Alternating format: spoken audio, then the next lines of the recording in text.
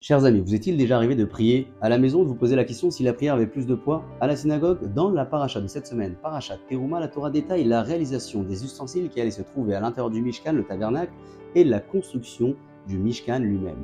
Le Rav Hirsch, qui vécut entre 1800 et 1888, qui était rabbin dans différentes villes en Allemagne et qui combattit toute sa vie contre les réformés en intégrant la culture moderne dans le judaïsme, faisait remarquer ici deux choses. La première, c'est qu'Hachem imposa avant tout la réalisation des ustensiles qui allaient se trouver à l'intérieur du Mishkan pour ensuite imposer la construction du Mishkan lui-même. La seconde, c'est que pour le Aaron, l'Arche Sainte, le texte s'exprime au pluriel en disant Vera, Souli, et ils réaliseront. Pour moi, ce qui n'est pas noté dans les autres réalisations. Et pour cause, disait-il, l'importance accordée à l'endroit passe essentiellement au travers des ustensiles qu'on y met à l'intérieur et de l'usage qu'on en fait.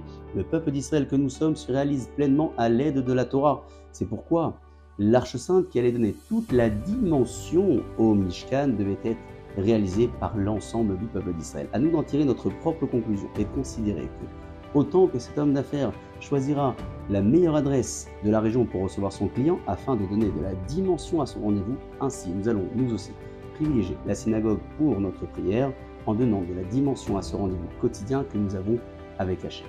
A très bientôt et Shabbat Shalom.